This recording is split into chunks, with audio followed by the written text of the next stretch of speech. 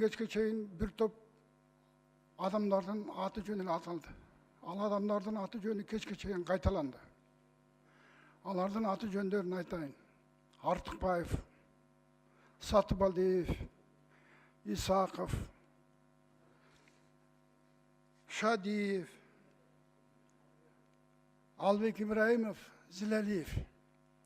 Булар, урматтуу депутаттар, булар кимдин кадры? Буларды ким алып келди эле? Бул ким кадр экенин биз баарыбыз жакшы билебиз. Булар ошол кездеги эксперимент президенттин любимчиктери болчу. Булардын баары бүгүн ууру деген атка конушту. Ууру, коррупция деп бул эми культурный айткан сөз. Бул уурулар. Урматтуу Алмаз Шаршенович, сиз мына уурулардын атаманы болдуңузбу?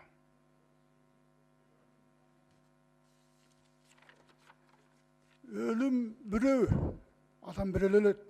Адам өлгөндө адамга топурак салганга чейин ыйда керек да. Кыргызда кошок деген бар.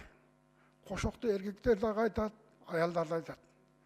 Ошо кошокто эркектер өкүрөт, эсир кайран боорумой, эми кайдан көрдүм ой деп. Аялдар болсо башкача айтат. Бул деген ошол өлгөн адамдын жакшылыгын айтып жар салуу. Өлгөндө, булар өлгөндө bunun tuğandары, bir tuğandары uruq jilig emnede öküret. Emnede öküret, o esir gayran ilimay, ağdan son uğur eleң, sen uğurlarını ana başlayın da ökürevi. Ölümde doylaş gerek de. Namustan, ölümden ulu eştike çok, ölümden tasa eştike çok. Жақында жаңы жылда каникулда телевизор көрүп атсам, Троя согушун көрсөттү. Ошондо Троя согушундагы башкы каарман Акылес өзүнүн энесине айтып атат. Мен сага кылыч кармаганды үйрөттүм, бирок бир нерсени айтпаптырмын. Өзүңдүн келесүү королуңа кызмат кылгандан көрө акылдуураак душманың болсо да ошого кызмат кыл деген. Анан ошондо Акылес айтып атат. Менин согушта жүрүп көп. Зарылбек Кылычбековичке 1 минут кош берип койгула. Ошол душмандар өлгөн солдаттары менин кечине кээде түшүмө кирет. Ошолордун биринчи берген суроосу, Акылес, сен дагы жакында келип биздин арабызга турасың. Ошондо биз сага суроо беребиз.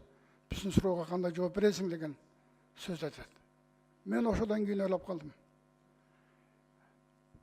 Биздин 87-89 бала жигиттерибиз каза болду эле 2010-жылы. Эртең бүрсүгүнү ошол жака барып ошолордун катарына турганда биздин мунагу коррупционерлер эмне деп жооп берет болду экен ошол. Жооп бере албайт го. Ал жагын ойлош керек. Анан урматтуу укук коргоо органдарынын жетекчилери, мен айтарым, Чыңгыз хандын сөзүндө эме айтып жүрөм. Bir iş başlagandan korkma. Eğer başlasan anda eş nereden korkma. Eş nereden korkma ola jigitler. Sizlerdi